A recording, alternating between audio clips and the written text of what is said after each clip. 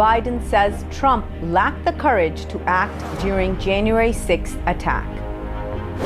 Sixth defendant exonerated in 1989 Central Park Jogger case. Hundreds of Yemenis marched to condemn Houthis. Palestinians protest Israeli detentions. 27 Europeans to reduce gas usage by 15% as Russian gas fears rise. Saudi Arabia sets Umrah rules in Grand Mosque.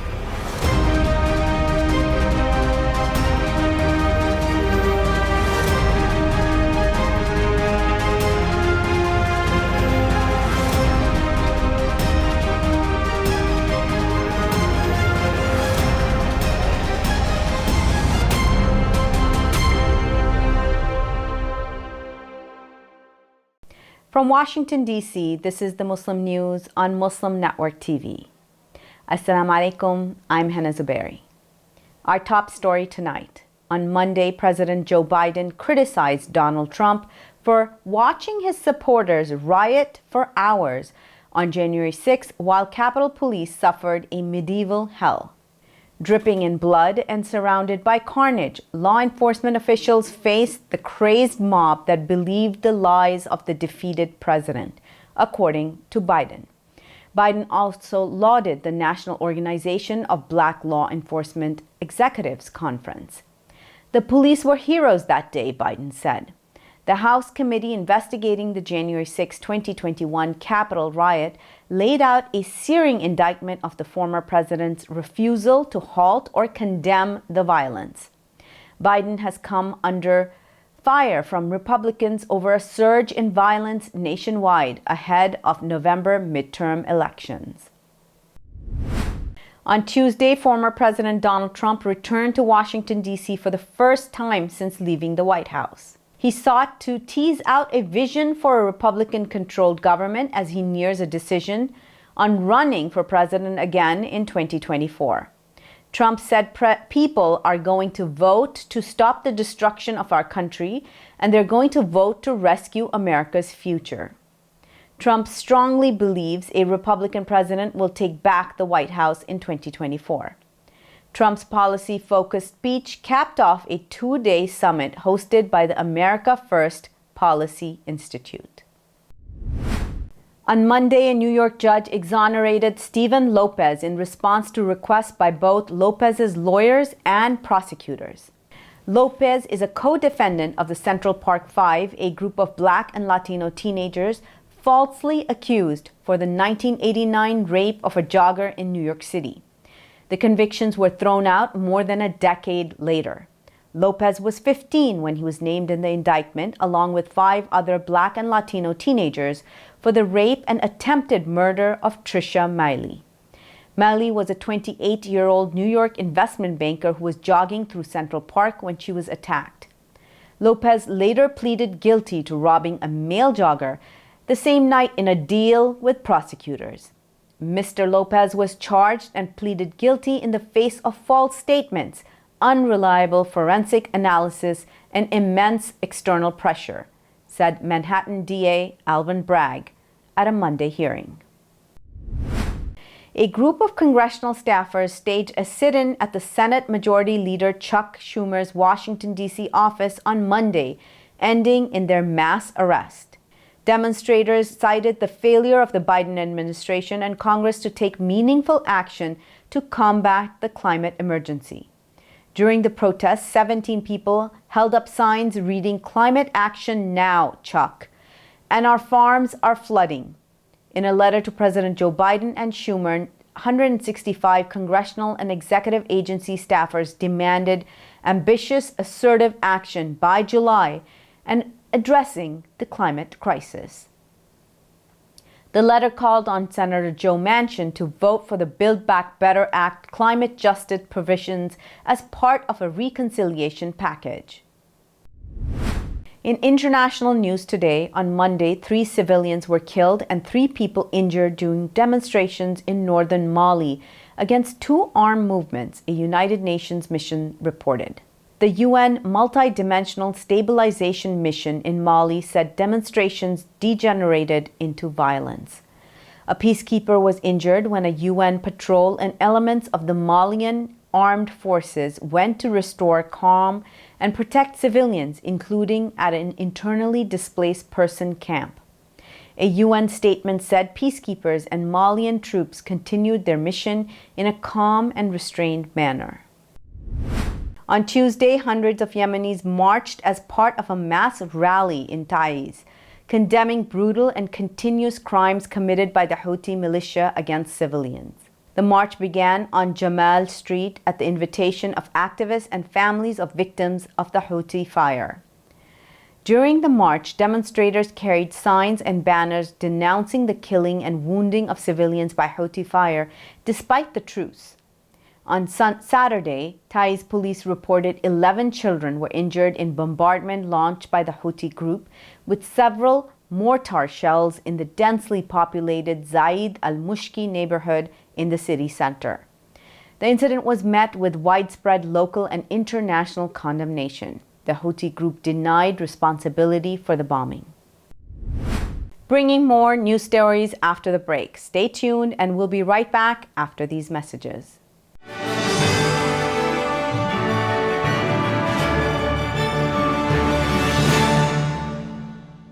If I could be you, and you could be me for just 1 hour. If we could find a way to get inside each other's minds. Walk a mile in my shoes. Walk a mile in my shoes. Well, before you abuse, criticize, and accuse. Walk a mile in my shoes. There are 16 million children struggling with hunger in America. That's 1 in 5 daughters, sons, neighbors, and classmates who don't know where their next meal is coming from. Yet billions of pounds of good food go to waste every year. It's time we do something about it. Feeding America is a nationwide network of food banks that helps provide meals to millions of kids and families in need. Visit feedingamerica.org to help them feed even more.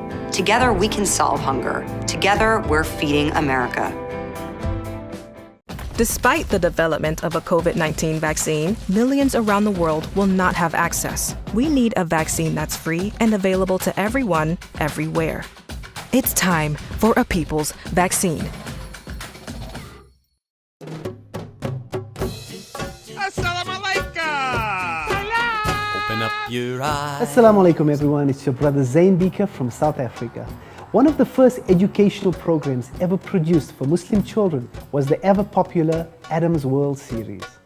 The colorful and comical Muslim puppets stole the heart of a generation. Sound Vision will be releasing brand new episodes of Adam's World with the launch of a Adam's World app. Subscribers will enjoy new Adam's World episodes as they are released, as well as all the classic episodes of Adam's World. So visit adamsworldapp.com now to learn more, subscribe, and enjoy new adventures of Adam and his friends. And let's keep helping tomorrow's Muslims today. Assalamu alaikum. It's Adam's World. Believe me, there's a lot to see. Bismillah. Let's explore. To stop this genocide, we need your help.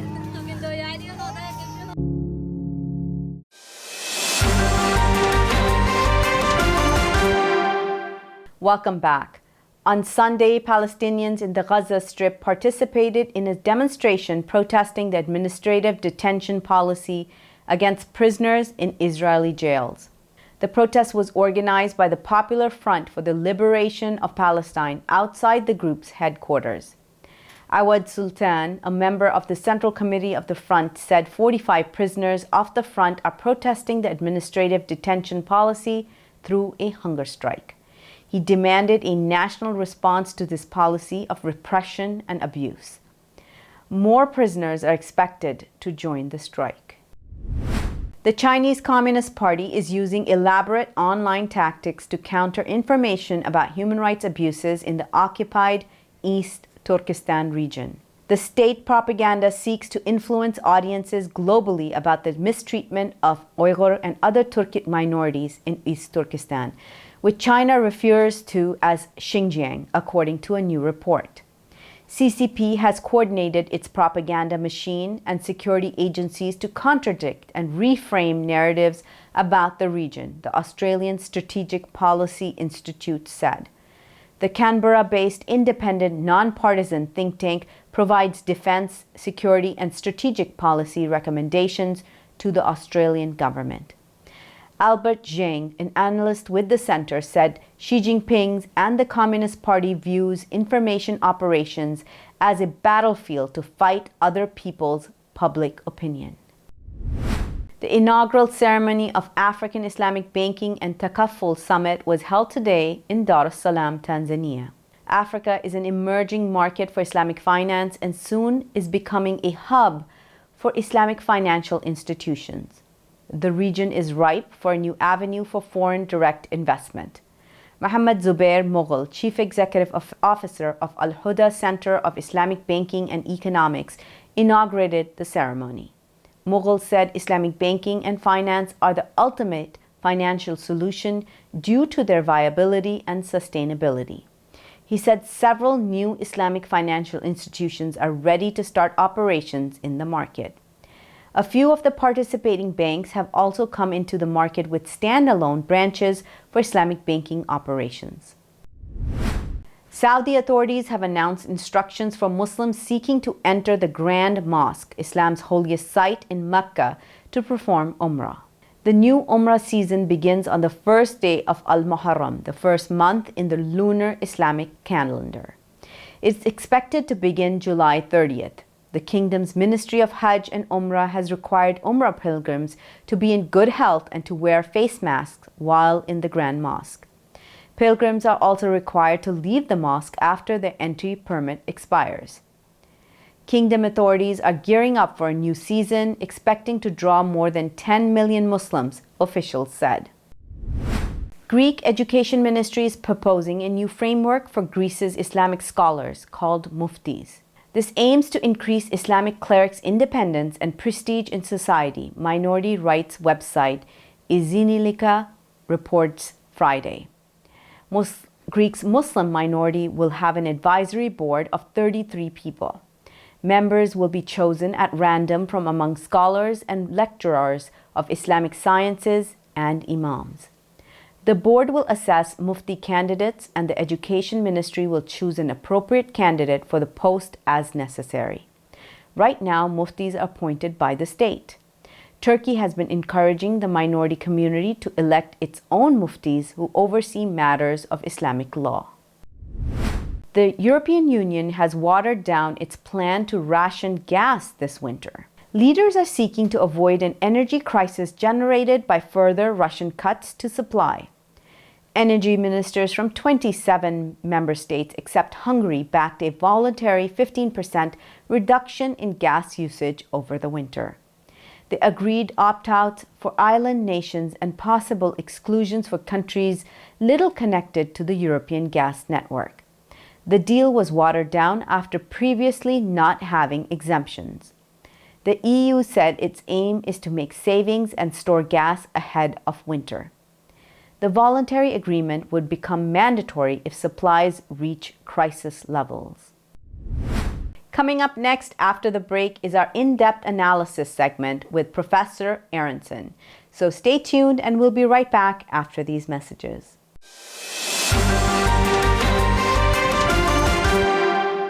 If I could be you, and you could be me for just 1 hour. Walk a mile in my shoes. Walk a mile in my shoes. Despite the development of a COVID-19 vaccine, millions around the world will not have access. We need a vaccine that's free and available to everyone, everywhere. It's time for a people's vaccine.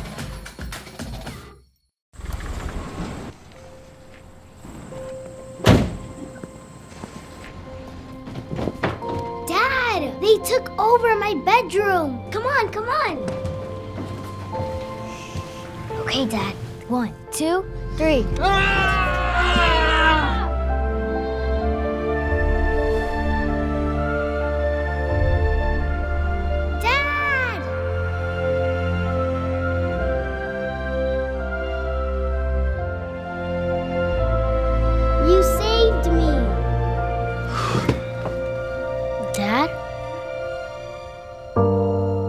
you okay? I'm fine, dear.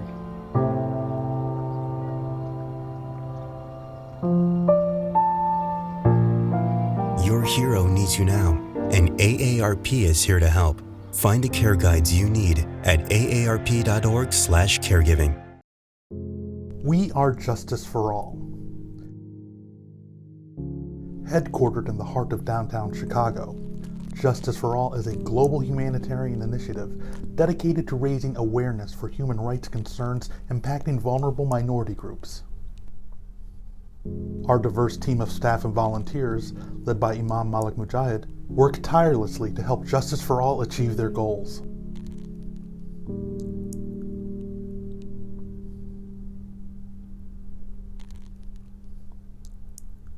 We promote policies that protect religious freedom, address the root causes of mass displacement, and recognize the plight of refugees and forced migrants. Together, we can continue to stand up for justice. Justice for all.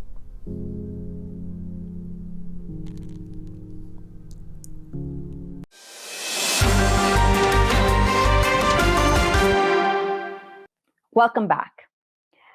American Prospect says AIPAC has taken over the Democratic primary process. To discuss this and more, we have with us today Ronald Aronson. Professor Aronson is a distinguished professor emeritus of the history of ideas at Wayne State University in Detroit. He recently wrote the piece, Anti-Israel and Pro-Israel in Michigan Election, in Tikkun magazine, about AIPAC's targeting of Congressman Levine, whose primary is on August the 2nd.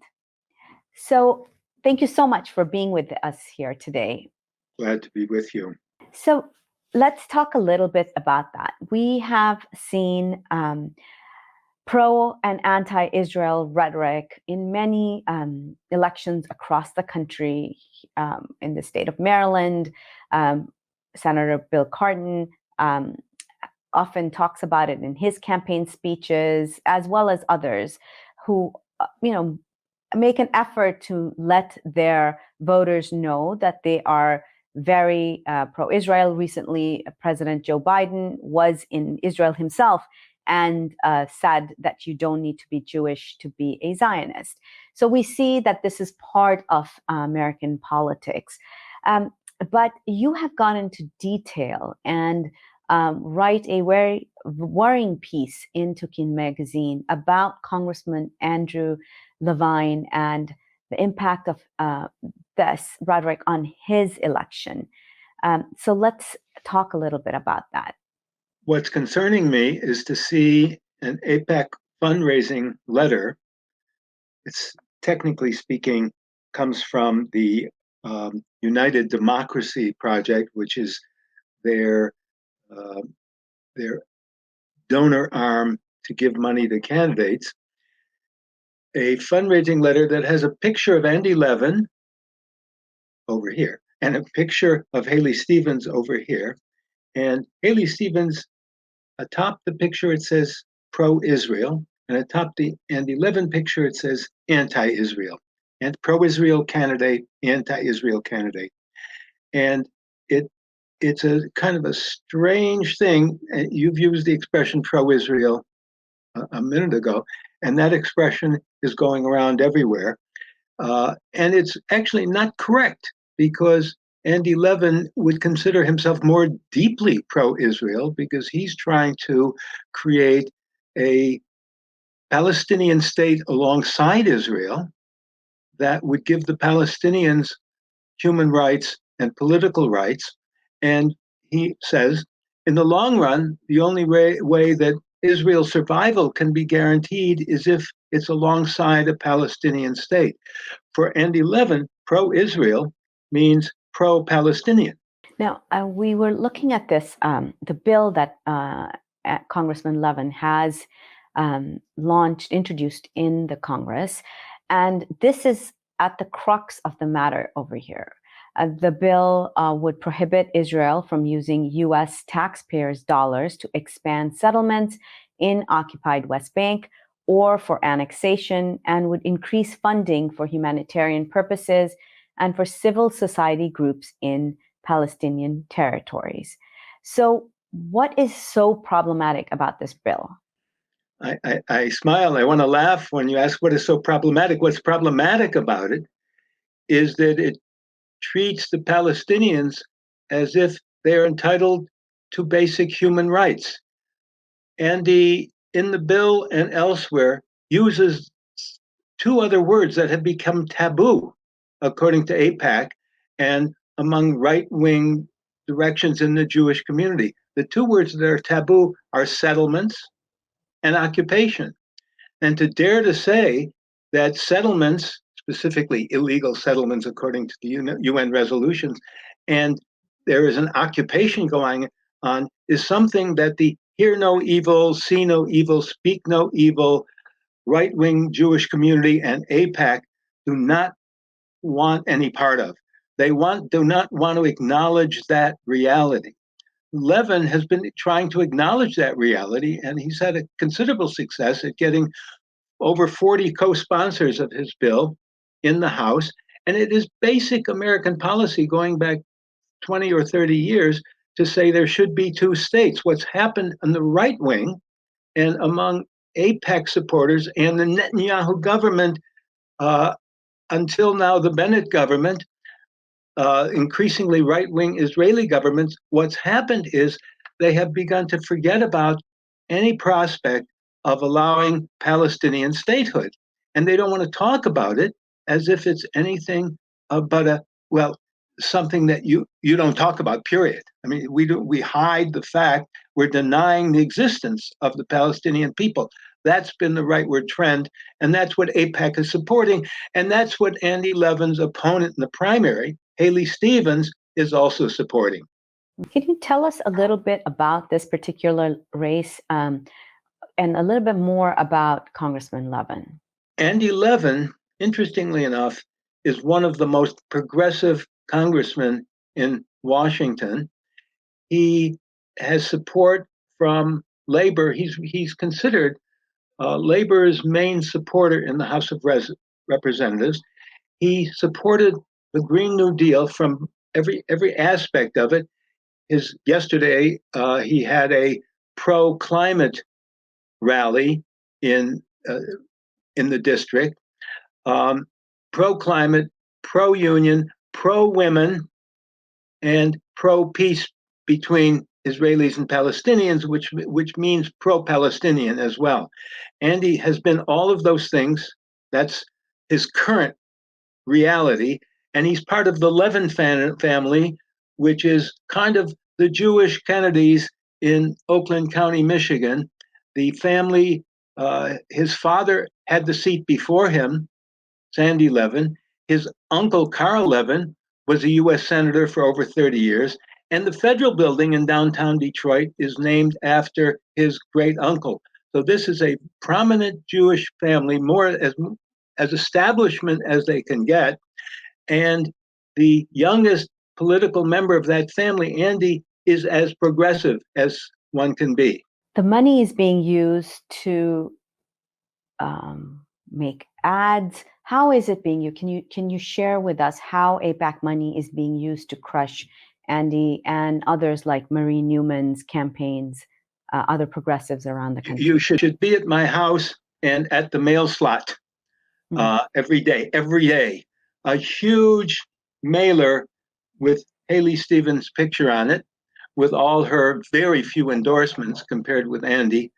But with attacking Andy increasingly now, increasingly angry attacks on Andy, or you should be somewhere in Michigan going to a YouTube in the morning if you want to work out and play some music while you're on your exercise bike. And immediately you get an ad from Haley Stevens. In other words, the whole district is being blanketed with ads by her, all of which are being paid for by these AIPAC-related organizations, specifically the United Democracy Project.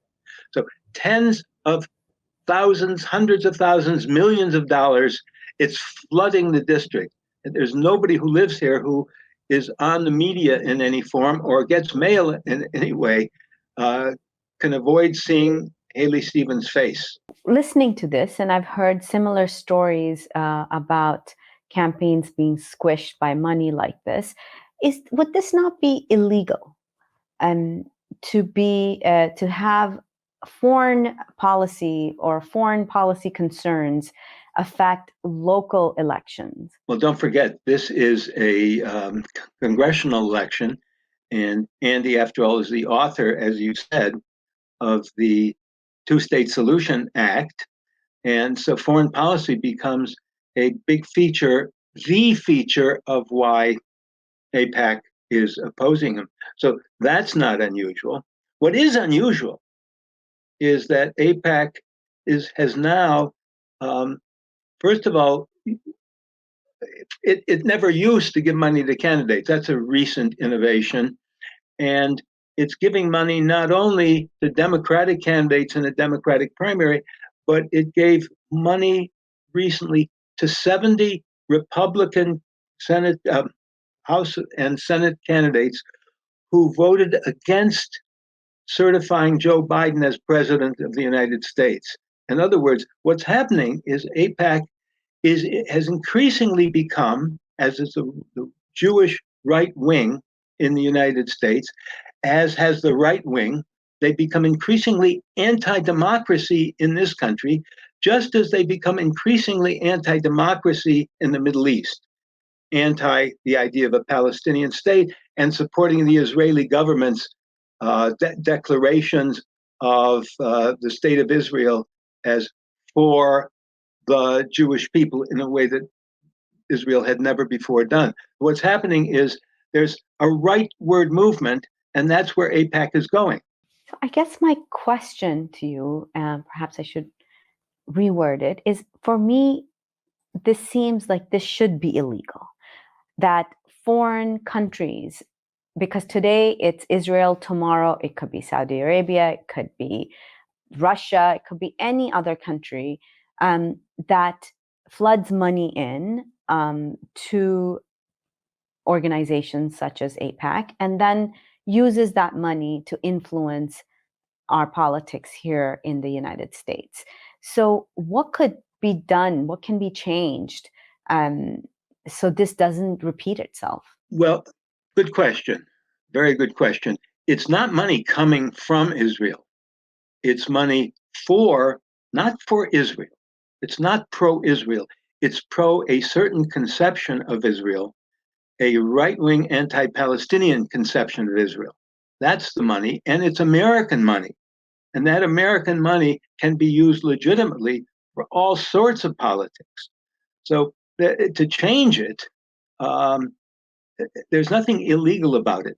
But what has to be done to change it is to our realization that this election is an election of money, huge amounts of it, advertising, huge amounts, mailings against people power. And I say people power because I've said Andy is the progressive, one of the most progressive members of Congress. He has a huge support system in this district, and the support system includes a lot of young people, a lot of Jewish young people, a lot of progressive young people, a lot of climate activists and labor activists. And it's a classical American struggle of grassroots support, phone calling, phone banking, knocking on doors, sending out mailers, all of the things that activists do and union activists do, versus the power of money, advertising agencies coming from, we don't even know where all of it's coming from, because don't forget, some of these monies do not have to be reported. The major share can come from political action committees that don't necessarily get identified. So what can be done is to defeat them. That's what can be done. To defeat them, and by the way, it's not just for people in this district to defeat them, because as you probably know, advertising political campaigns have gone national in the sense that there was, for example, in Rashida Tlaib's last campaign, an organization of 100 people calling on an assigned night from all over the country, calling into the district, people organizing actively. They're doing the same thing for And 11 at the And 11 for Congress website. And they're sending out mailing from all over the country. So in other words, it can be defeated by people becoming active at the grassroots level. And the grassroots level in Michigan's 11th district can include Washington, D.C., it can include Portland, Oregon, it can include anywhere in the country, because those people can activate themselves and intervene in the campaign. Thank you so much for your insight, and thank you for writing these pieces. Those are an important part of advocating for what is right. Thank you for your time. Thank you very much. That's all from our Washington studios tonight. Thank you for tuning in. You can find previous episodes and more on our YouTube or Facebook. For more content, keep watching Muslim Network TV or visit muslimnetwork.tv. We'd also like to give a special shout out and thank you to our intern, this is her last day today with us. Salam and good night.